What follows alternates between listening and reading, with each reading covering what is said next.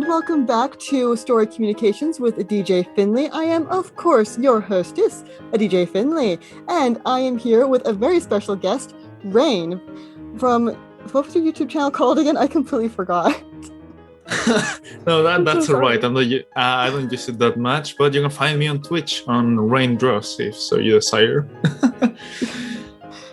And I've invited Rayne on the show because he is a lifetime enthusiast of classic horror, or classic monsters. Is that the correct terminology for it?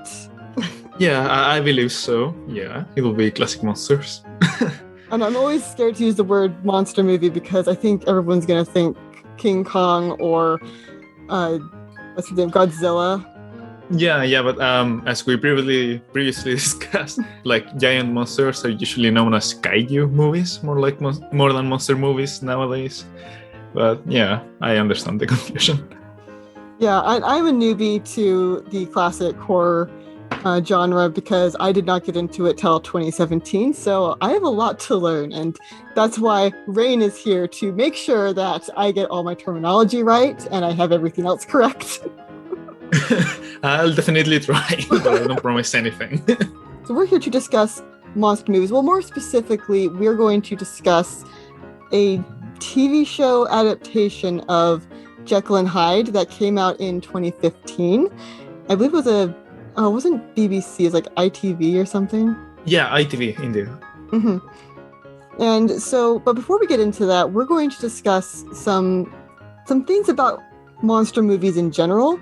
Well, modern monster movies, because I think everybody already knows the classics are better, but... Oh, yeah, definitely. And the books are usually better. I've only read Jekyll and Hyde.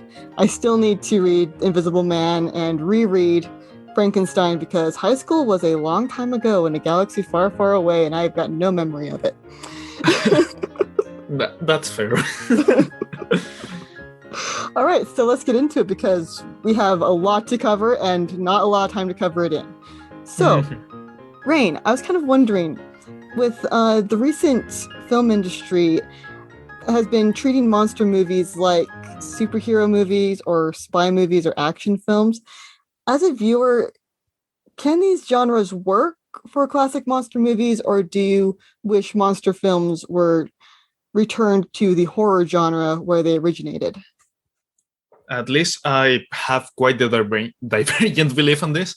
I do believe that monsters usually work better in horror, but I'm not opposed to try to giving them different treatments, like, you know, this kids movie called Hotel Transylvania. It's basically a monster movie, but animated and for kids. I don't mind that.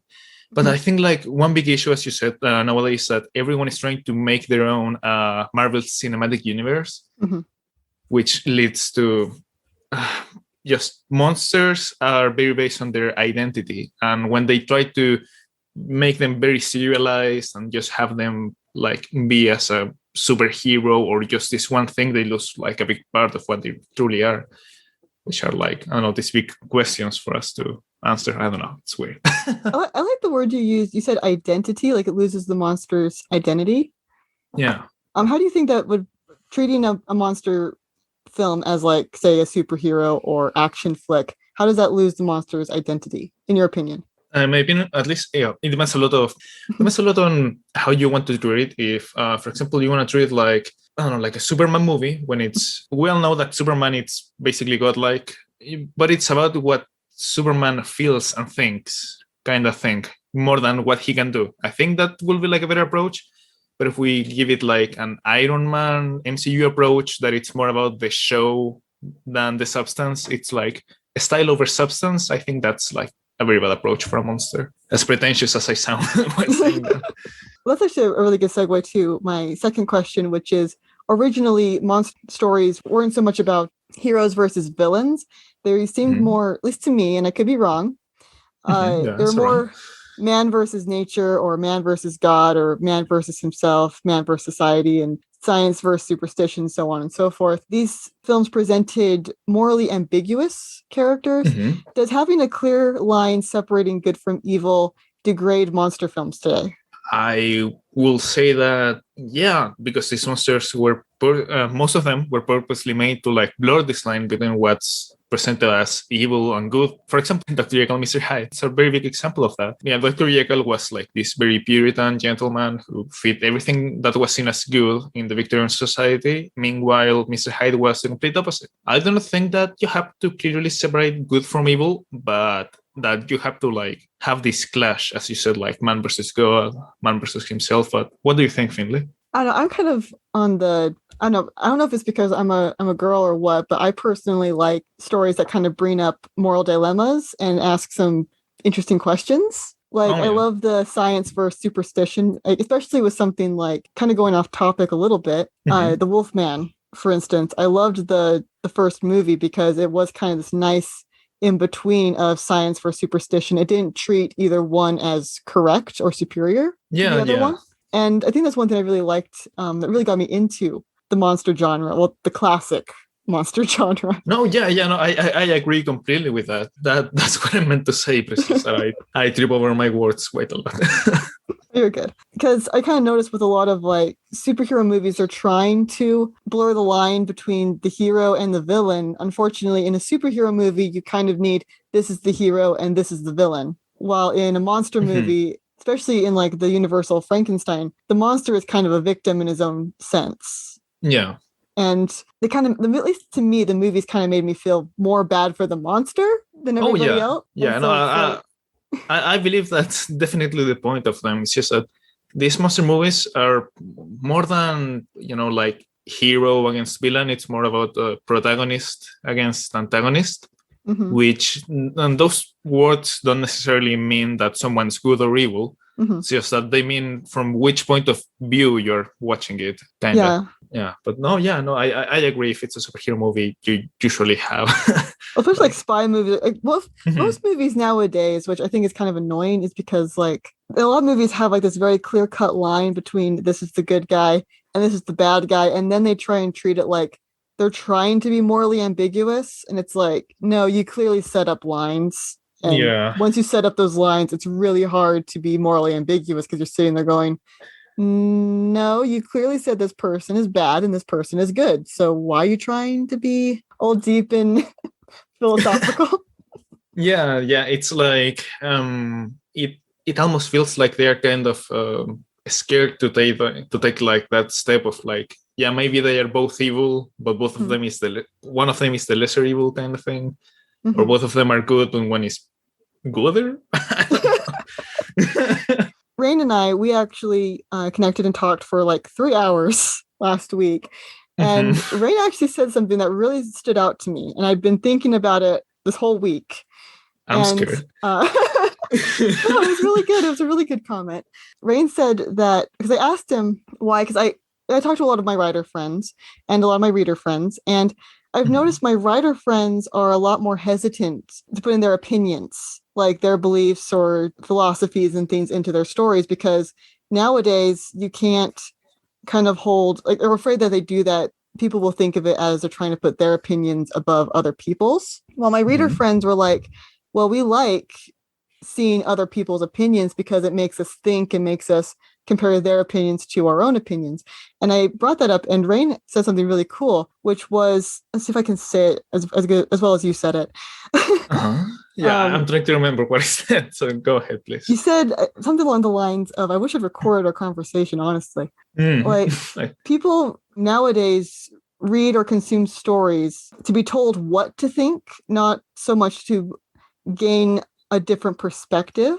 I kind of want to add one thing more to it because I've been thinking about it all week, and it kind of made me think of a lot of people indulge in stories to be validated on their right now opinions, on their current opinions and beliefs. And so I was kind of wondering if that was one of the reasons why monster films are having a hard time bringing back their glory days, because the monster films did have that nice, no one's really right or wrong. Yeah. I mean, nowadays, I believe that people, a lot of people like self-indulge in reading that self-indulges. People indulge in reading and watching movies that tend to validate their opinions more than having them ask questions. That's basically what monsters used to do. Because each monster is kind of a bit of a reflection of ourselves, of they write themselves. Nowadays, never on history we had the freedom that we have now to write about anything. Mhm. So there is so many things to read, yet a lot of people are afraid of kind of like getting out of that comfort zone that they have created for themselves reading wise, and go out and explore things that make contradict their beliefs or make them feel different. I must admit I've seen of this myself. I personally find it a really hard time to read books that are not monster related, for example. I've been trying to read more modern books and stuff, but I struggle, but I'm trying to push myself towards that. It's hard. Yeah. I completely get it, because I think part of the reason why I got into the monster kick was I was already in this, basically going backwards and like watching movies from the old times, early times of Hollywood. Because before the monster craze, I was doing a lot of research and movie watching with the Marx Brothers. I don't know if you know who they are, but oh yeah, I've heard of them, definitely. yeah, and so I was watching their movies, I was reading autobiographies, because there was nothing to watch, it felt like. And I went back and revisited all my favorite Vincent Price movies. And then The Mummy came out in 2017, and a lot of YouTubers I liked watching were complaining about it. And I was like, wow, people really like these Universal monster movies from back in the day. Maybe I should check them out. So I guess it was a good thing 2017 flopped. Oh yeah, no, I agree. Like, hopefully one day we'll get to discuss that here. Yeah, but yeah, so I just kind of noticed, like, and this kind of goes into my third question of, so nowadays the term monster movie, as I mentioned in the beginning of this podcast, when I hear people say monster movie, everyone's talking about Godzilla or King Kong, which, as you pointed out, there's a correct term for that. Yeah. Kaiju. But which are more about big monsters punching each other in the face than, and those movies seem to be more about how humans suck, because I believe King Kong is about like pollution or something. I don't remember. I know somebody. Oh no, it's about a lot of things. It can be about pollution, colonialism. Like, I think, like, since both of us, we come from countries who had been colonized at some point. I think that King Kong, it's a lot. I mean, it does get to the colonialism point quite strongly. It's like, how they used to like grab a culture and just rip that part from wherever it came from, and then just show it as an spectacle somewhere else, which is literally what they did to Kong. So I don't know. I kind of noticed that's like everyone's favorite trend to do with movies nowadays, is talk about like, oh my goodness, look at all the bad things humanity's done. Yeah. Well, I've noticed that the classic monsters with, Frankenstein and Dracula, those guys, they actually they kind of brought up both the bad and the good sides of humanity, and actually asked some, in my opinion, some good questions. Yeah. And talked about different, and actually had different issues with each monster. So like, it wasn't like each monster film was about the same thing about how humans suck. It kind of brought up different aspects of it. Yeah, it's how humans suck in this particular way.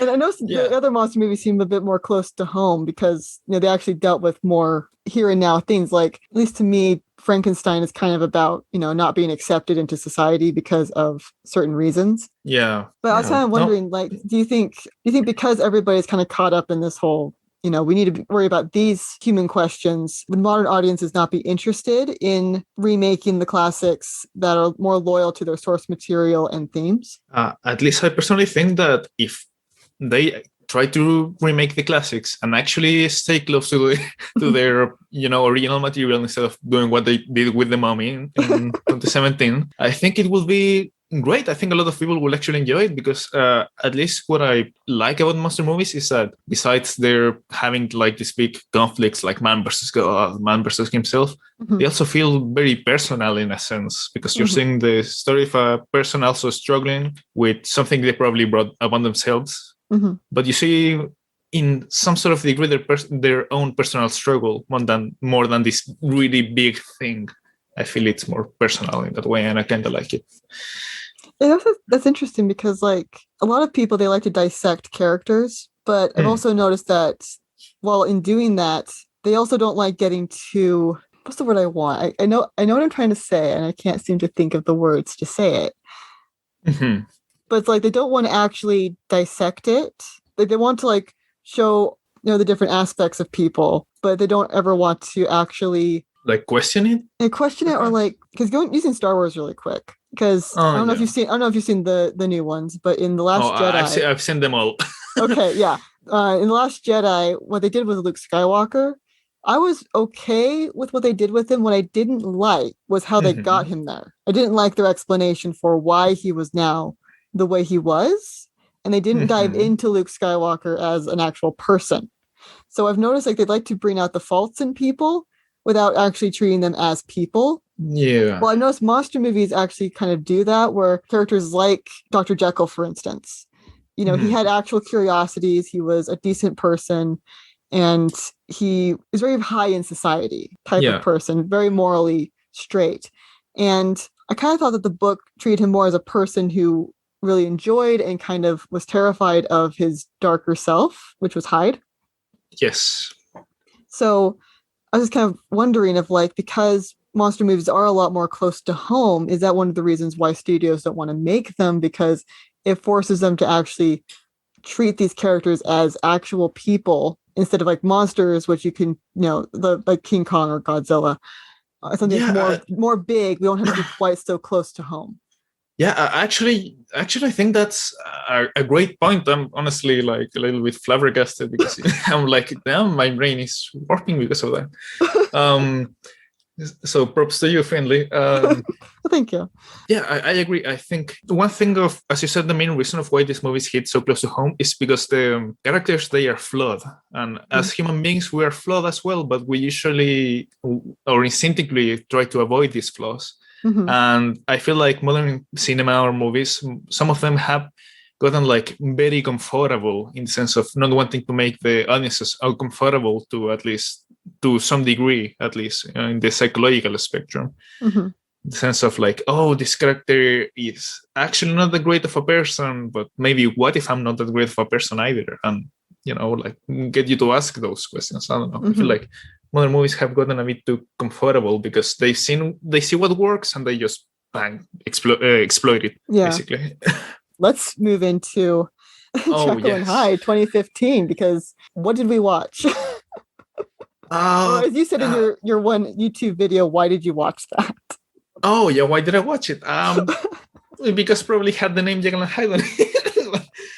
I'll be honest, that's why I clicked on it. It had Jekyll and Hyde on it, so fair game. That's fair game. So since I've been asking you a ton of questions, would you like to start by asking me a question? Do we need to actually explain what the show is, or should we just talk about it? Oh yeah, please go ahead and explain a bit what the show is about. All right, correct me if I get anything wrong, because I'm not sure if I'm going to remember everything correctly. Oh yeah, likewise, please. So as far as I understood, it takes place 50 years after the actual Jekyll and Hyde book, and this is Jekyll's grandson, and his name's Robert Jekyll. And I'll get to one thing that bothered me about the whole grandson of Jekyll later. And he's been raised in India. He was adopted by an Indian family, and I think is this supposed to be like the 20s or 30s? Yeah, it's between that time. Yeah, 20s or 30s. Yes. Okay, I wasn't entirely sure on that. And he gets a letter from a dude called Max Utterson, who is the son of Mr. Utterson, from the lawyer from the book. Yeah, Gabriel Utterson. That he's been trying to find the descendant or heir of Jekyll to give the estate to, because Jekyll committed suicide. I also have a problem with that. Right, I'll get to that. And so because Robert has a ton of questions about his past, his parents have never told him anything about his birth parents. He goes to England to find answers. And while he's there is this side plot thing, which is where I got really confused, involving a dude called Captain Dance, who's evil and the leader of this one cult group. And there's a group called MIO, which is, what does MIO stand for? Military Intelligence Other, I think. Yes, I honestly can't remember what MIO stands for, but it's, in the grand scheme of things, it's not really important. It's really not, no. And MIO is in charge of making sure that no one knows about monsters. And Robert Jekyll is kind of on their radar. I don't entirely remember why, but he's on their radar, and they're basically spying on him. And so when Robert Jekyll gets to London or England, I don't remember. I think they're in London. I don't remember. Yeah, it's London. Yeah, it's London. He runs across a whole bunch of people. He meets up with Max Utterson, and Max Arderson's secretary Heels, who I absolutely adored. She was my favorite character. And he meets this lady who runs a pub? Nightclub thing? Yeah, it's a nightclub empire. The Empire nightclub. And one of the guys who works for her used to work for Henry Jekyll, and he knows all about the whole Jekyll and Hyde scenario thing. And he teams up. He almost gets killed by Dance. Oh, by the way, Dance kills the adopted parents in India. I forgot about that because it has so much to do with the show. And also, Robert's brother is trying to get to England because that's where Robert is. And my brain's hurting trying to make sense of this. I think let's... There's a second dimension. There's an evil Biggie Bad called Lord Trash. How do you explain this show? I don't know. Well, let's just... let's try to keep it simple. As Finley said, it happens 50 years after the original story. It's filled with what I like to call legacy characters. Yeah. Which are descendants of the characters which are supposed to kind of take their place. Actually, they should have had more legacy characters if you think about it, because there were more characters in the book than they had. They had the descendants of the person Hyde kills. I don't remember his name right now. Sir Danvers Carew. Yes. You have his descendant. That's Lily Carew in the show. Yeah. Okay. You have Utterson. You have... Although I don't remember... If you want... Who was the old dude? I don't remember him from the book. Who was he? I think it's Mr. Guest, but I'm not sure. Like the really old dude. The old dude that introduces him to the house and like shows him the laboratory. No, that's Mr. Poole. Jekyll's. He wasn't Poole. He had a different name. He wasn't Poole. He wasn't Poole, and that threw me off because he said he worked with Jekyll and he helped Jekyll create the. You're right. And I was like, no, you what? Let me try to remember. I wonder if I can pull up a cast list or something. Yeah, I'm looking at it right now, trying to remember who this guy was. Jekyll and Hyde 2015. I've looked this up so much, my computer just went straight to it. Okay, it was Garson. Garson, yeah. I don't remember a Garson in the book. No, he doesn't exist. Jekyll works on his own because everyone thinks his ideas are too outlandish. But he said he never really mentioned it in the... I thought he said he didn't really talk about it in the confession. No, he mentions that in the sense that he knew that the ideas were too outlandish to mention them to anyone. Because they will tell him that he's doing magic, basically. Or that he's insane. So he's like, my ideas are too crazy in the science way, so I decided to not share them, and that's why in my confession is not the way to make my how to make the potion, for example. Yeah, and they didn't have the confession in the book, not the book. They didn't have the confession from the book in the TV show, which I thought was a missed opportunity, and that drove me nuts. So okay, and there was a whole bunch of like magical dimensions and craziness, and this show got insane. Oh yeah, and you have these ghosts that have very bad CGI that I particularly didn't also like. Okay, am I the only person who laughed hysterically when you saw how easy these like weird creepy ghost things were to kill? Like you stab it with anything and they go poof. Yeah, they literally poof out of existence. Yeah, it was bad. And it's like, well, what? What is this? Okay, so yeah, this show got insane, and it felt like they had a slight idea, but they weren't confident in their idea. So they're like, well, let's throw as much crazy stuff in there. They had Spring Hill Jack in the show. We're doing a really bad job explaining this show, but that's just how crazy this show is. Oh yeah, like they have a Spring Hill Jack, and it's not the original Spring Hill Jack. It's a Spring Hill Jack's grandson as well, I think. Something like that, and he's a black dude who gets killed off super fast. Yeah. Spoilers. Yes, the fact that they killed Spring Hill Jack this fast was like a really big wasted opportunity, because I know they could have even played with like have you ever heard of the League of Extraordinary Gentlemen? I've heard of it and I've seen some reviews, so I have a pretty good idea of what it is. It's the one with Sean Connery, right? Yes. That's the one you're talking about. Yeah, that one. So for whoever doesn't know that, it's basically a movie where you have like this league of extraordinary people who are most of them classic monsters. It's like Jekyll and Hyde, the Invisible Man. Jekyll and Hyde. Who was Sean Connery? I was not sure who he was. Oh, I can't remember. They had Captain Nemo, Captain Nemo, and Tom Sawyer. Yes. I swear there were other characters. There was like a vampire. Oh, Nina. They had Nina. Yeah. And she seemed pretty cool. They had a whole bunch of other fictional. Do they have like Frankenstein or anything? Or I don't remember. Yeah. They also have Moriarty, Sherlock Holmes. Mm-hmm. Yeah. Basically, all your late 1800s public domain characters. We didn't have to pay royalties for. Yeah. Also, they have Teddy Brendrick from the Island of Dr. Moreau and Dracula, etc., etc. Mm-hmm. Yeah, I kind of felt like they were hoping. Well, I would have believed they were trying to do something like that if they just got rid of Lord Trash. Yeah. And the alternate dimension. Yes, there is a character called Lord Trash. Yes, I face palmed and I got super annoyed. Yeah, I believe that. I mean, they at least should have acknowledged that he was named Trash. Not acknowledged. I spent the entire when they introduced Lord Trash and they made him known to all the characters. I have spent the entire time waiting for the head of MIO to say, "Well, let's go take out Lord Trash." I kept waiting for that line, and that line never came. Yeah, and I feel extremely gypped. Yeah, like he's a very famous actor, the leader of the MIO. I can't remember his name. Richard Grant? Yeah, Richard D. Grant. Yeah.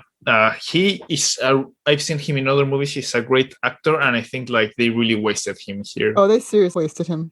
He's also really fun. He had a lot of fun in his role. I agree. So, well, I have a question for you. So, you know how this show has a whole Jekyll and Hyde stuff? Like, oh yeah, you have the Jekylls and you have the Hydes. But on the book, they really are just the same thing. And Jekyll is very aware of when he's Hyde and stuff. But here, they kind of make Robert like not remember, quotation marks, what he does when he's Hyde. Robert, he claims that he has no control over Hyde, that he doesn't really remember. But the character Isabella, Charming, the girl who owns the Empire nightclub, she was great. She tells the others that he indeed does remember what he does, but he doesn't want to admit it. Like he doesn't remember it? Yeah. She says that he does remember, but doesn't want to admit it. He does remember? Yeah, he does remember because the other girl is like, yeah, but that was Hyde. It wasn't Robert. And then she goes and just kind of like smiles at her face and is like, he remembers everything he does. And kind of just throws a smoke on her face kind of thing. I think you're talking about the last episode when Lily and Bella meet, or which episode are you talking about? Yeah, the last one. Yeah. Oh yeah, that one. When they finally met. Yeah. Oh, the last episode. I'm trying to remember the last episode. I think it was too busy going what the whole time. No, I mean, it's not really worth remembering for anyone who is listening to this. Watch the show, but don't watch it. You know what I mean with that. You watch. This is a show you watch with friends and you talk the whole time. Yeah, that's what I mean. But what I want to say is that do you think they should have made it more clear that he does remember or he doesn't, or that they should have separated these personas more? Well, what do you think they should have done with that? I think honestly, I think it really depends on what they were trying to go for. And I don't know what they were trying to go for. I'm going to come out and be very honest about that. But looking at it from a writer's perspective, I would definitely need to take that into consideration because, as you mentioned in the actual book, Henry Jekyll is aware of what Hyde does. And he remembers it. And I think he regrets it when he becomes Henry again, but he enjoys it and revels in it when he's Hyde. Yeah, that's literally his exact same word. Right. Almost. I'm pretty sure that was written much better than how I said it. But I think, because one thing I really, at least to me, I would really try and play with the fact that the actual Jekyll and Hyde, the first ones, were the same person who with the same memories. They both remembered what the other one did. And, they both hated what the other one did because Hyde would hate the fact that Jekyll's a decent person and Jekyll would be grossed out by the things Hyde has done. But I would have, in terms of how they impacted the world, I would have separated them as two people because the book went in Jekyll's confession. He talks about how he went out of his way to make Hyde feel like his own person. Yes. And so I would have had it where the book characters actually, not the book, the TV show characters actually think that they are two separate people until they find Jekyll's confession. And then they find out, they were the same person with the same memory and the same everything. And I probably would have played more with that gray area with Robert, because Robert is a diluted Jekyll and Hyde. He's the homeopathy version of Jekyll and Hyde, basically. Yeah, as you said, it's because I just want to point this out really quick, because Robert is technically, this is where I had a problem with the fact he kept going by the name Robert Jekyll. It really annoyed me because Robert's technically Hyde's son. He's not Jekyll's son. And so I kept feeling like he should have been Robert Hyde because his dad was Louis Hyde. And he goes by Jekyll for some reason. And I'm like, why? I mean, at least I personally think that if they had him as Robert Hyde, it would have been a lot more fun, because people in London will be like, is he related to that Hyde? And they could have played a lot with that. But they have like this very small throwaway line about Louis Hyde, his dad, being injured. And while he was injured, he, for a very small amount of time, became his Jekyll again. And that's when he asked Robert's adoptive father to take him in and be like, raise him as a Jekyll, not as a Hyde and stuff. Yeah, but why did his adopted family keep the last name Jekyll? Why didn't he take on his adopted family's name? That's actually a good question, but I guess we need the plot to happen. I mean, we need the plot to happen. I mean, if we want to explain ourselves the fact that it happens in. I mean, to try to give ourselves an in-world explanation, let's take an account that he was raised in the British Raj, which, if having a British last name would have probably been better for him than having an Indian last name. That's true. Which is awful to think about, but yeah. But I remember the question that I wanted to ask you. As a writer, what do you think, like plot-wise more than character-wise, was the weakest part of this show? Like, what was the part of the show that you think broke it, basically? To me, the show officially broke. Okay, so a little context for people. They, in their attempt to find out stuff about the family, they go to some relative of the family that turn into dogs, and they protect the gateway to the other dimension. Yeah, that's when I was like, okay, I'm done. Yeah. What episode is that? Is that like the 5th episode, 4th episode? Yeah, it's just that I feel like that part was particularly rushed. I agree that they took like the black dog. That's an actual British urban legend and stuff. That's great. But the fact that they did the whole magic stuff and that the whole Jekyll and Hyde stuff is actually magic, that kind of Jekyll awoken. Well, they mentioned that Jekyll and Hyde, they mentioned that it's like DNA. Like, it's and Henry just woke it up, and I'm like, no. Hyde is the carnal instincts of people. Yeah, he's like the flawed human side. Yeah, everyone has a Hyde, to say it in a way. It's not just Jekyll and his family.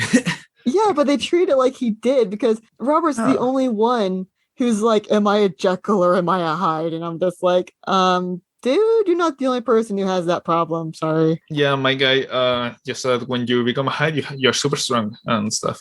But yeah, they treat him like the Hulk. Like, he felt more like Bruce Banner and the Hulk. Yeah, like, I mean, for example, have you seen the 1930s Jekyll and Hyde movie? The one with, I believe his name is, his last name was March. I think it was something like Robert March. Yes, I think that's what I'm thinking. Yes. Actually, I think I did a review of that one with my normal co-host, Essie. Oh, that's great. Yeah, because as you see in that one, they just say that Hyde in the book and in the movie they show that Hyde is younger, stronger than Jekyll, but that doesn't mean that he's this hulking thing. And I kind of like the fact that Robert, he didn't turn into this hulking beast kind of thing. So you're talking about the 1931 film starring Frederick March? Yeah, that one. That's the one I'm talking about. Yeah, I saw that one. That was good. I like that one. Oh, yeah, no, I watch it every once in a while. It's very fun. Yeah, that's super campy. It is very campy. Also, with Robert, I could kind of forgive him not changing all that much because he is diluted. But then they brought in that it was DNA. So if it's DNA, he wouldn't be that diluted. Because I've studied DNA a bit. I'm not, well learned on it, but I've studied it enough to know that over generations, you tend to weed out genes. Mm-hmm. And so I was just kind of like, okay, how dominant is this gene? And how come it's not getting weeded out through the generations? I mean, apparently it was almost on its way out. And then they didn't really explain that. Yeah. In the show, and I feel like I'm confusing myself by trying to figure it out. No, it's just that we're trying to apply real world science to something that doesn't even want to follow fake science. So to put it in a way, basically it's that every single one in the Jekyll bloodline has the potential to wake up this thing within them, because there's this very specific part in one of the last episodes that I particularly hate, is Robert picking up this leather-covered book and opening it and reading something about a creature called the man within a man. And they have like this weird drawing of a man with a smaller man inside.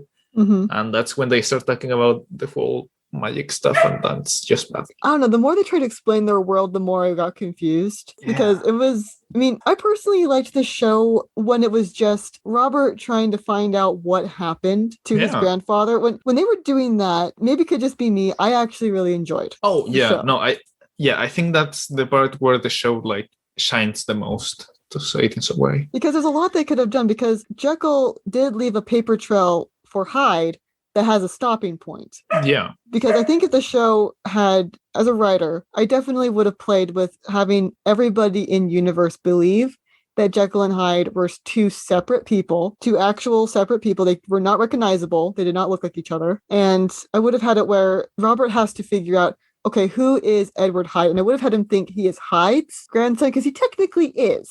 If you want to get technical, he is Hyde's grandson.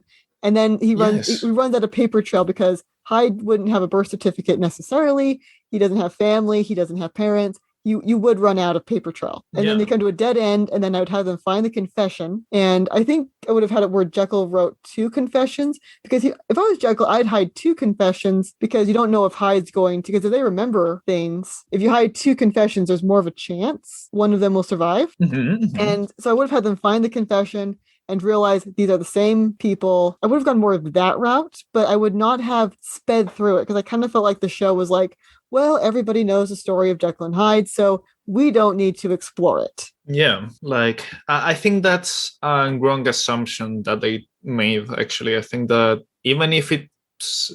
I think that there is this very big misconception about Jekyll and Hyde, that they are 2 distinct personalities, that they kind of just hate each other, but they are just the same guy who is deluding himself into believing that he can become someone else, and he doesn't want to accept that. He's the one doing the bad things. Because, and also would have personally, as a writer, when I had Robert find out these are one of the same people, I would have definitely kind of, because the first part of the show would be dedicated to who am I as a person, because I think that's a good driving force for Robert. Who am I? And then once he finds out who he is, then kind of treat it more as what the book originally was, which was, at least to me, a story of substance abuse. And how that goes from a story of substance abuse to substance dependency, because now Robert is dependent on his medication to basically keep him a decent person, because Hyde keeps trying. And I would have actually, this kind of drove me crazy, because Hyde didn't seem all that evil to me, Robert's Hyde. Oh, yeah. I mean, as I talked about this show to some other friends and show them, and they're like, it's not that Hyde is really evil. He's just an ass. I'm sorry for the word. I think there's a difference. Yeah, he's just very mean. It's just that he's evil by, I don't know, Victorian standards, or to himself. I guess that would make more sense. Yeah. He's very full of himself. He's very high and mighty and hoity-toity, and that's not necessarily the worst of human trait. And I was kind of sitting there going, okay, if Hyde's not that bad, then why not make it where maybe Robert starts to realize maybe I can rejoin the 2 split halves, because I would have kept it where Jekyll did. It was all potion, no genetics. I hated the whole genetics thing. Oh, that was awful, yes. Yeah, I would have just kept it where it's just, because I know there are medications that can affect generations. So I would have treated it more like a medication problem or drug abuse. And have Robert start to wonder, as the show goes on, can I join the 2 sides back? into one? Can I undo what my grandfather did? Which I think would have been a lot more interesting than whatever the show was trying to be with evil villains. And because I wasn't sure what the point of the bad guy was. Being evil. Being the bad guy. They needed a bad guy. I think that's kind of like the issue. Go ahead. Because that's the thing with monster movies is that when done correctly, they kind of feel like they don't need a villain. Yeah. Or the stereotypical I'm the bad guy kind of a... Yeah, I'm the bad guy. I want to dominate the world by bringing my interdimensional dark lord. Yes, that. Yeah. Yeah, that. But, oh my gosh, it just... it's an absolute mess. Because you would have Robert trying to clean up the mess his grandfather caused. That to me, that's drama all by itself. Oh yeah, it's a conflict. Finding the people that were hurt by this, and also I would have had it where Utterson said that Jekyll was murdered by Hyde instead of because Hyde committed suicide, not Jekyll, because Jekyll was consumed by Hyde, and then Hyde committed suicide. I mean, that's the best part of the confession. It's just that Jekyll, he gives up on himself. He's like, okay, all right, I'm Hyde. But he knows actively, he basically commits suicide, not to stop Hyde, but to keep himself from facing the consequences of his actions. Because he knows Jekyll is wide aware that he's Jekyll inside, but he just looks different. And if he gets caught, it's going to be a whole mess. And that's why he's like, okay, you know what? I don't want to face the consequences of my actions. I'm just going to quit and drinks poison and dies. Yeah, and Utterson is his friend. And so if you have the opportunity to blame it on something else, wouldn't you be like, oh, he was murdered by Hyde? Instead of, because this is a time period where suicide was really looked down on. Yeah. Especially in the Catholic religious circles. So it's like, because Utterson read the confession. Yeah, he knew. It's just that. Yeah, but in the show, they had it where he's like, Jekyll committed suicide, and they pound that into your brain in the first few episodes. Yeah, and actually, if I'm remembering correctly, basically, Jekyll just vanished because when they enter the laboratory, they find Hyde's body. Not Jekyll. So that's why I was like, why didn't you, as the lawyer, because you can fudge things as the lawyer, why didn't you just be like, oh, Hyde committed suicide after killing and hiding Jekyll's body? Because they never found Jekyll's body. If you're going off the book, because they had Hyde's body, and because it's all over, why would Utterson tell everybody, oh, yeah, that's kind of also Henry Jekyll? Just say that's Hyde's body and say that Hyde killed Jekyll instead of Jekyll commit suicide in a time period where, there's a religious people. They point out they were Christian. Yeah. As you say, actually, it would have been very in character, as you say, as him as a friend of Jekyll to, try to honor his memory at least. Yeah, to keep up what Jekyll wanted the world to see him as, as this high-standing gentleman and stuff. Yeah, because that also would have caused a lot of problems for Robert trying to find out stuff, because you would have a grave for Hyde and a memorial for Jekyll, which would just reinforce the idea these are two separate people. Yeah. Until he realizes they're the same. And that's why he has these conflicting personalities within him, is because they're the same people. It's why he changes back and forth. Then after he finds out the same person, then he starts asking the question, am I Jekyll or am I Hyde? Not before then. Because before then, I'd have it where he thinks he's a Hyde. Because also, it would make more sense because Jekyll had no children. And he already had the will written for Hyde, which means it would go to Hyde's descendants, which means that Utterson would not be looking for a Jekyll. He would be looking for a Hyde. Yeah, that makes sense. He will be looking for Hyde. Oh, I'm trying to make sense of this whole mess of that the show is on my brain's dying. But it's just that, he will be looking for a Hyde because, Hyde is a wanted criminal. But then you also have the corpse of Hyde. And that's what I'm like, you guys have an entire show based around cleaning up the aftermath of this book. They kind of threw the book out the window after like the first 3 episodes. Yeah. It's just that I agree with you 100% the fact that if they would have actually made the show about cleaning up the whole mess that the original novella was, I mean, everything that Hyde did, Jekyll did, that would have been amazing. But then they bring us Captain Dance, the Lord Trash, Lord Trash, Tenebrae, I think was called, like the evil organization. Yeah, that sounds familiar. Yeah, and they made up a bunch of monsters. They had people from actual British folklore, which I thought they could have used better, like the Spring Hill Jack and the Black Dogs, or the Black Dogs, or the it's No, it's Black Dog. Yeah, Okay. it's a legend about a big black dog that will eat people. It's basically that. Yeah, because like I didn't mind that because I was like, you could have brought in other monsters because they're kind of, or like if you wanted, you could do it's the aftermath of the original monsters, and you could meet up with the descendants of people trying to clean up what their ancestors did. Yeah, I think that would have been like really great if we think about it. Like we could do that with Frankenstein. Like I don't know, because when you finish the book, spoiler for a book that's like almost 200 years old.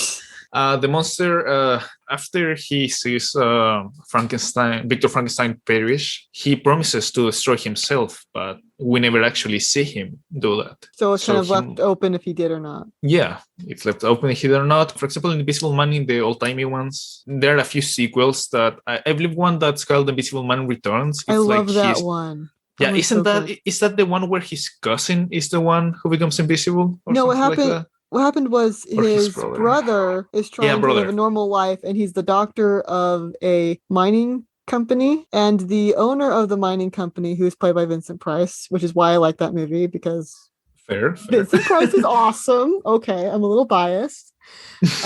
He gets sentenced to death for murdering, with quotation marks, his brother. Yeah. And all the people who know him don't believe that he did it. And to save him from death row, the Invisible Man's brother, I don't remember his name. Gives him the serum. Yeah, he turns him invisible so they can sneak him out of jail while they try to clear his name. And Vincent Price, they don't have the antidote. Yeah, he starts losing his mind, right? Yeah, but they do bring him back to being okay. And happy ending. That's another reason I like it. I'm a girl. I'm a sap. I like happy endings. I mean, I don't think it's just because you're a girl. I think it's just happy endings are nice, you know. I mean, it's just so that one you could bring in like the brother of the Invisible Man. You could bring in because he's living with the aftermath. Yeah, talking about that, I'm not gonna spoil you the Invisible Man because the book's super fun, great. H.G. Wells, a songwriter. I need to read it. I have it down in the basement. I have no excuse other than laziness. That's right. I mean, if it's for me, you can grab the War of the Worlds and throw it out of your window if you want, because Invisible Man is way better. Basically, in the end of the book, I'm just gonna say this: the secret to invisibility, it's in a book somewhere in a small motel in Switzerland. Mm-hmm. So anyone could literally just find it. Yeah, so you could bring the book in. Well, they had a book in the movie. Yeah. It looked like a child's scrapbook. Oh wow, that art was bad. Because in the book he explains that he wrote it in code. So if someone wanted to do it, they will have to decode it. Mm-hmm. So if someone were to find that book and decode it, they could theoretically become invisible, according to the book's lore and stuff. Yeah, they could have brought that into the show. That would have been awesome. Because the show Jekyll and Hyde, they had this book. I kid you not. It looked like a child's scrapbook, like from a 6-year-old. No, wait, no, that's putting down 6-year-old art. It looked like crap. Wait, you're talking about the book that the book from the Black Dog's house. Remember when you go to the Black Dogs and they have this book that was like the cheapest looking. I don't even know what to call it. Like I have little cousins and they have made better looking art. Yeah, like the drawings that they had of, as I mentioned previously, the man within a man. That was that was awful. Like it was like the drawing of a person, like very poorly made, and then another smaller person inside. Mm-hmm. Yeah, and it was just like. Oh my goodness. And also they didn't bring in, they had like a whole bunch of like different monsters. I mean, maybe these monsters are actual monsters and I'm just not caught up on the monster lore, but they had a monster with a crab claw. Yeah, that's more like... Is that an actual monster or did they make that up? No, I mean, they picked it up from folklore, but definitely like, you know, there are legends of sailors that, you know, they die and they come back as these mixed creatures. Well, they could have explained that because he was pretty lame. It was there's a guy who roars, and if it was like, oh, that's the remains of someone who died. Yeah. It was like, for example, instead of Lord Thrush, I don't know, imagine if they would have brought up, I just want to say this first, Howard Phillips Lovecraft was an awful person. He sucked. But I don't know, they could have brought in, I don't know, something about the Cthulhu mythos, I think, instead of Lord Garbage back. Oh, have you seen... Okay, another Vincent Price fangirl moment. Have you seen, there is a Vincent Price Lovecraft. Is it the Mountain of Madness? It's like Palace something. It was like Mad Palace or something. It was a Lovecraft Haunted Palace. Haunted Palace. Yeah. That's a Lovecraft where there's a monster in the basement because he's a descendant of the dude who ran the thing. He starts to go insane and they have to I don't remember if they destroy the monster or what happens to it, but they do something and it makes him blind. I don't know, the ending was really weird. It was a lot stronger in the middle. If they brought something in like that, if you had to put in a second dimension thing, Lovecraft would have been your go-to guy. Oh, with crazy, like you mentioned, Cthulhu monster, and they could have brought in Arkham. Or as you said, Edgar Allan Poe. Yeah, Edgar Allan Poe is a big fan. Yeah, I'm a big fan of Edgar Allan Poe, and I think that they could have brought a lot of characters from his mythos. You have, the Red Death, Hop Tomb of Ligeia, that's a good one. Ligeia, beautiful, that one, I love it. You will also have brought Morella as well. I haven't read that one. I need to. Oh, it's good. I don't want to spoil anything. You gotta find it. So, I need to read that one. Yeah, I'll send you later the name. Yeah, and for example, you have this really famous one that's the narrative of Arthur Gordon Pym. That's also from Edgar Allan Poe. That's super weird, and it has some references as well to the Mountain of Madness. I mean, from Lovecraft, have some references to this guy. It's kind of like a story that 3 writers picked up and made like this big narrative. I'll explain it at some point. Okay.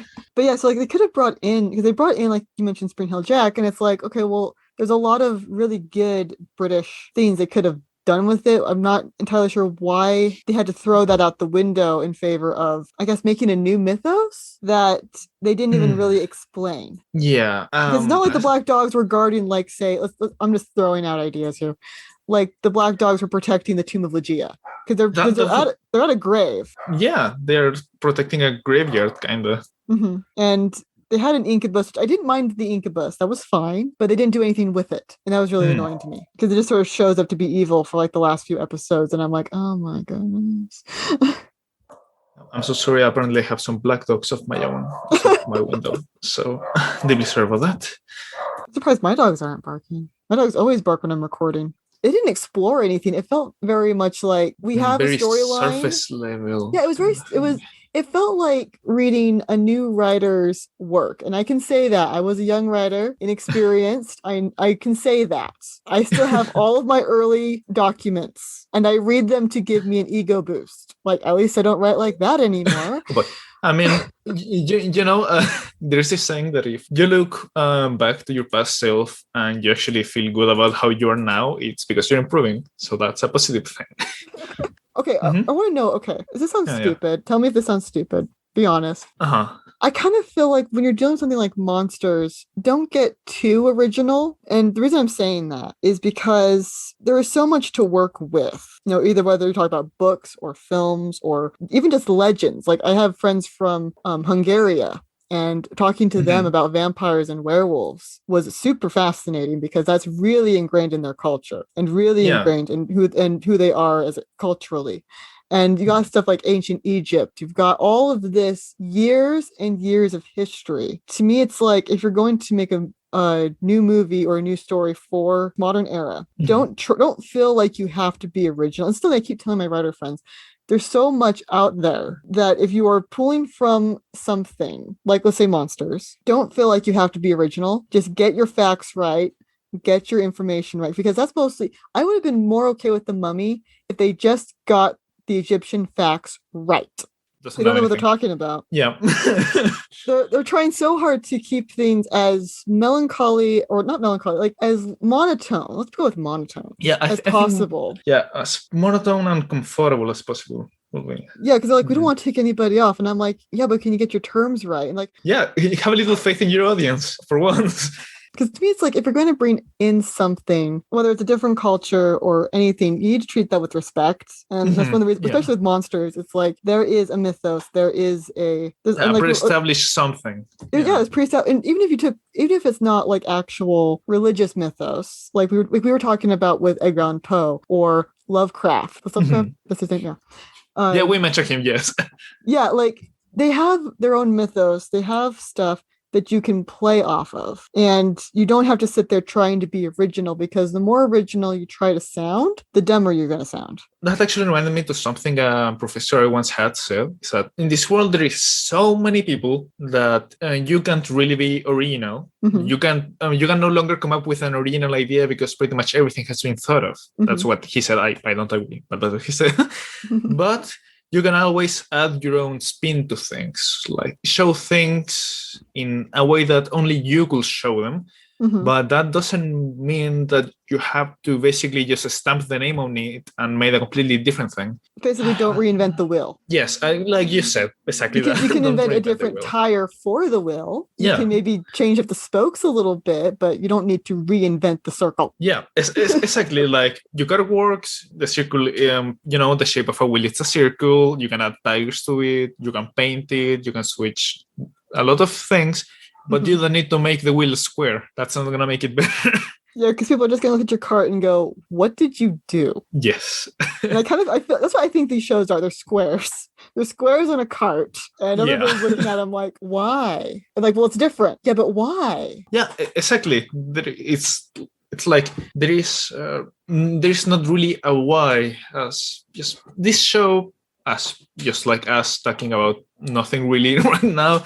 This show didn't know what to talk about, what to do, or what to say, or what to even be. So I think that's kind of like its biggest issue. Yeah, because different people see things differently. So because like there's different things to focus in on. Mm-hmm. And like we're mentioning with the King Kong and the Godzilla ones, was it's like, okay, yeah, those are all, look, the world's in danger. And that's kind of where Jekyll and Hyde 2015 went. Oh, the world's in danger. And it's like, who flipping cares? Yeah, I also agree. It's just this is a big problem with big Hollywood blockbusters nowadays. The stakes have the importance that you give them with the characters. Just because you say that the whole universe is at stake is not going to make people care. Mm-hmm. Just like you said, who cares? Yeah, it's like, okay, the world's going to blow up. Well, the world here. almost blew up in Marvel too. So yeah, what's different? What's the point? Yeah, it's not everything needs to be this world-ending experience in order to be worth, paying attention to. Because I think that stories like a TV show, for instance, or like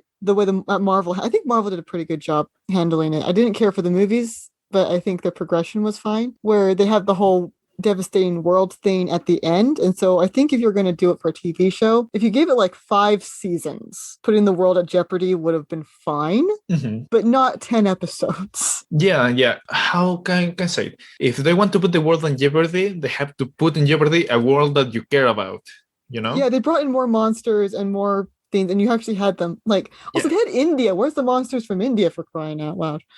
Yeah, they only I think like from the eastern part of the world, they only had like Lord Trash and these poofy ghosts that just explode. And they had one of the Egyptian gods, the one with the beetle head. They had that. Yes, you're right.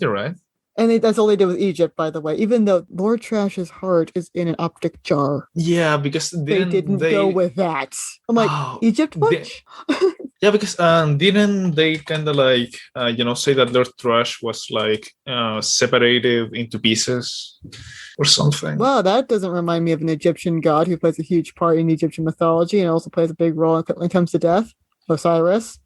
That actually, yeah. Yeah, and also I don't know if they explain very well why Hyde was the only one who will open the Actually, I just realized something.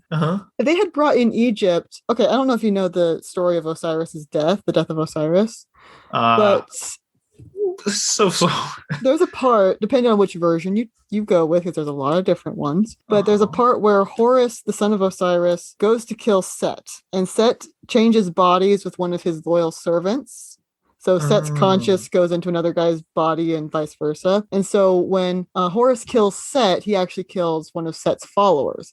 And because of what Set did to his dad's body, he cuts up Set's body and scatters it across Egypt. Yeah. And I'm like, why don't you have it where it's a body part from Set's original body or something from the story of the death of Osiris? Yeah. If you're going to bring in one Egyptian god, why don't you just bring in the rest of the pantheon? Yeah. Or I don't know, if you bring one Egyptian God, try to create, at least in your own mythology, how do the Egyptians' God coexist with other gods? Are they all the same gods, but interpreted in different ways by different people? Or I don't know. Were they the same god, just thought of differently by different cultures? Or were the gods monsters themselves that people worshipped? Yeah, that actually would have been super interesting.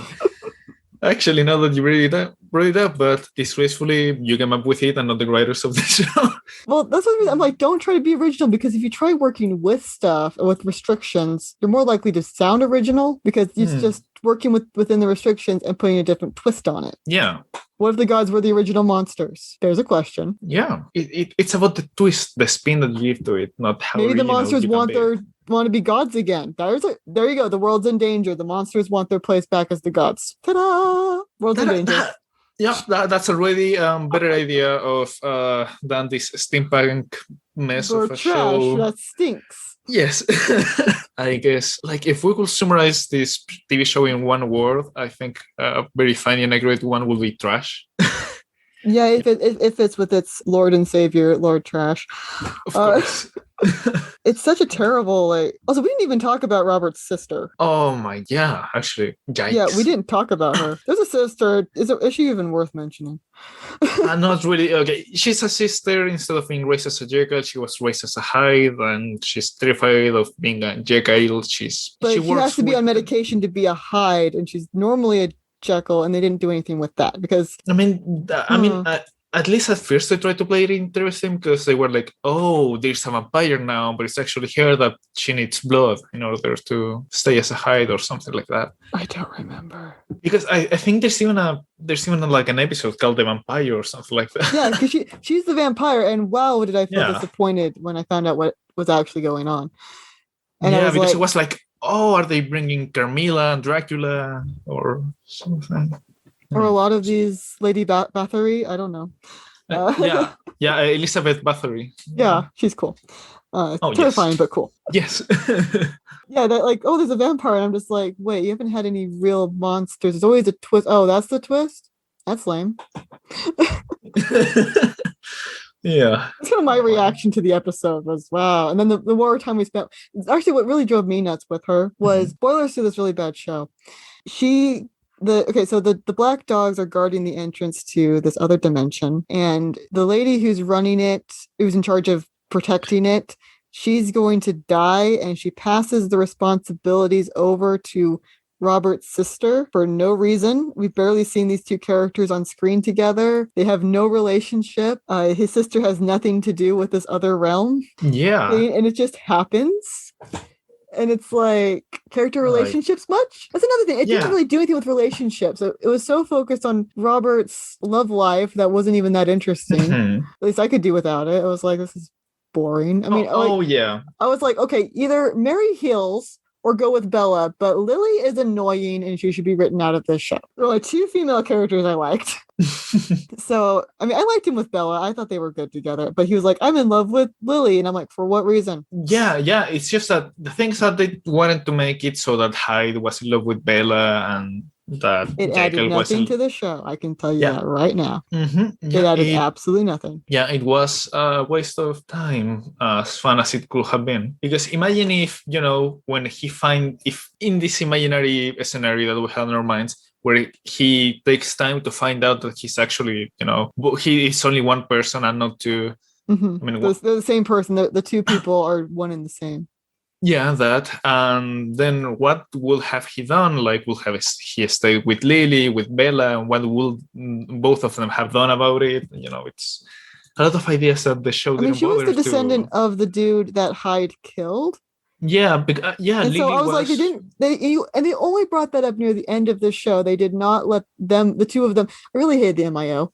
They did not let the two of them discover this and be like, okay, we now know this about each other. Now what? Because that's a good. It's like the "Can I live with this?" question. Yeah, and that's which true. Is always to me, if you want to write a really interesting romantic drama, a good one to always start with is the "Can I live with this?" question. In my opinion, because that's an actual problem, conflict between a couple. because the whole reason you're watching a romance is you want the two people to get together and live happily ever after. But then you introduce something that's like, that makes you as an audience member wonder, if I was in a relationship with someone and I found this out, could I live with this? Yeah. I think that's a really interesting question, actually, to be brought up into that. Could I live with this? Yes. If only the show would have thought of that. But again, bad writing, and they didn't have any faith in their material. Yeah, I agree with that. That's one of the worst things, is that since they really didn't have any faith on the material, they didn't want to explore it as much as they could have done it. Mm-hmm. That led to them basically just bashing as much things as they could, hoping it will just stick to the wall, but then nothing We happened. have cool effects in slow motion. Yeah. That got really annoying after a while. Yeah. Are we even gonna discuss the ending? I don't Spoiler, everyone dies. We think. Maybe. I'm going to assume everyone dies because there was no sequel, no second season. I don't know if you heard this. I don't know if I mentioned it on my video, that please don't watch it. That the creator of the show, he was like, well, we didn't get a second season, and that's the ending. Everyone died. That's it. Okay, I can live with that. I didn't care about anyone anyway, so. Yeah, me neither, but nonetheless, it's not a satisfying ending at all. There was no investment. There was no investment. There was no anything to it. Oh man, this whole thing could be talked about for hours, and we kind of proved that. Though you did ask once, I think when we were talking, you asked me if which one I thought was worse, The Mummy or this TV show. Yeah, what do you think is worse? Because I don't know. I'd rather watch this TV show again than watch The Mummy with Tom Cruise. But how about you, Finley? I think The Mummy's more infuriating because they were working with a lot of nothing, because most of that plot was just rehashing the past, rehashing what happened to Aminette. That was the entire plot, was just rehash. You're sitting there wondering, how is this a 2-hour film? And so I would say that Jekyll and Hyde is better because they did actually move the story forward. Mm-hmm. However, and I'm going to hate saying this, I'm going to need to rinse my mouth out after saying this. Wow, okay. The Mummy was more focused than Jekyll and Hyde, because it was very much, we are going to waste our time on this one thing and not expand on it, while Jekyll and Hyde felt like we need to make up as much crap as possible because we're going to bore our audience with deep, awesome discussions. Yeah. Well, The Mummy had nothing to talk about, so they just repeated the beginning multiple times.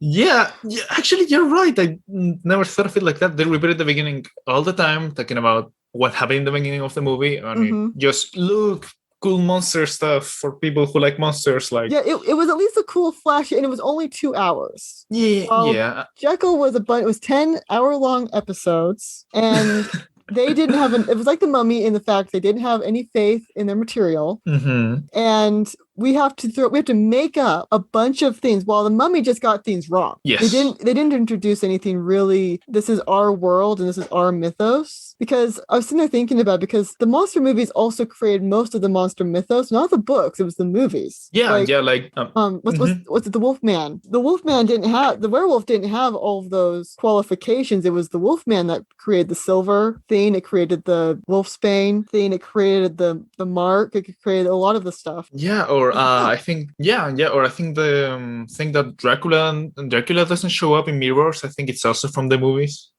Or Frankenstein, the fact that the Frankenstein monster is very innocent and doesn't really know anything, that's also from the movies as well. Yeah, so like the movies create most of the monster mythos that we go by, but I've noticed that The Mummy is the one that is like, oh, we gotta basically reinvent the wheel, because even the Brendan Fraser one didn't pay homage that much.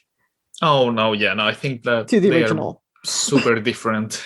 They're very much not the same film. And so I think I can't really say which one's worse, because in watchability, Jekyll and Hyde is definitely easier to sit through, but they both basically spit on the graves of their predecessors.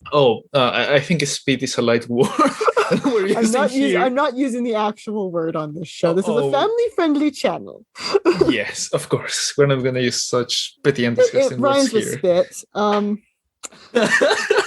It definitely does. Yeah, we're thinking of the same word, genius minds think alike, they say. Yeah, I'm not going to say it, but I think everyone knows. And so I don't I can't really say which one's worse because they both have their. I mean, let's not be objective here. Let's just go by pure emotion here. Which one would you prefer sit down and, watch it again? The Mummy or this whole 10-hour show? Considering I only watched both of them once, I'm guessing I wouldn't want to sit through either of them again. If I was forced to, I would probably do Jekyll and Hyde just because it is at least charming in its stupidity. Mm-hmm. You can laugh at it, watching everybody roar and try to act tough, and you just sit there going, "Oh, you're adorable." Is easier to sit through than repeating the same information over and over and over and over and over and over and over again for 2 hours. Yeah. So I would probably have to say Jekyll and Hyde.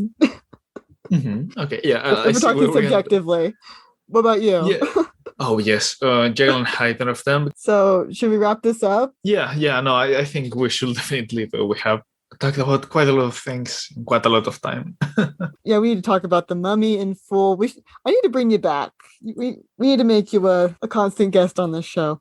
I would love to be here. Like one of the things that I wanted to suggest that I think we will discuss about. Do you enjoy musicals by any chance? It depends on the musical. My favorite one is My Fair Lady. That's a fair one. It's just that talking about Jekyll and Hyde and monsters, you could give a watch to the David Hasselhoff Jekyll and Hyde. Oh, I've heard some of the music from that one. I like the music. I don't know if I'd be able to sit through it, but I like the music. No, yes, yeah. No, I listened to the music. The music is great. It was made by the original cast was Anthony Warlow as Jekyll and Hyde.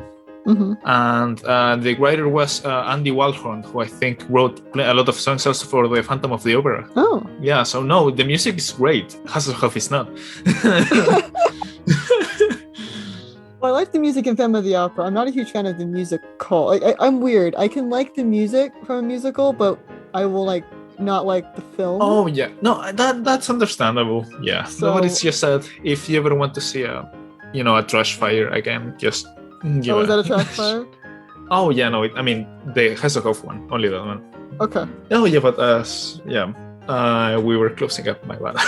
Yeah, we need to close up. So, is there anywhere people can find you if people want to find your content? They can look for you. Yeah. You're on Twitch. Yeah, I'm on Twitch as Rayne Draws. That's RAYNE.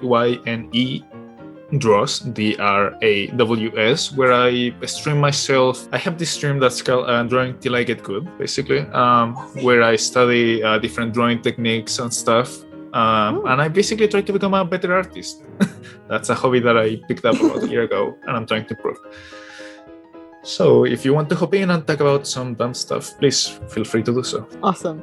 And we will definitely see Rayne again because there's way too much to talk about for just one episode. Should we discuss the Mummy next? Oh, that will be lovely, actually. Okay. But I hope you've enjoyed, and I will talk to you again soon. Have a wonderful evening, and thank you so much, Rayne, for being on the show. Yeah, thank you for inviting me, and thanks everyone for listening. It's a pleasure. Thank you so much for listening. If you enjoy this content, make sure to follow on your favorite streaming platform for all news and information about upcoming shows and what I'm up to. Make sure to follow me on Facebook. If you wish to contact me to tell me either your thoughts on the episode you heard, or to give me suggestions on future podcasts, or maybe you'd like to co-host with me in a future podcast, you can either message me through Anchor, Facebook, or you can email me at Series of Lives Inc. All links are in the description box below. Make it a great day, and I will talk to you later. Bye!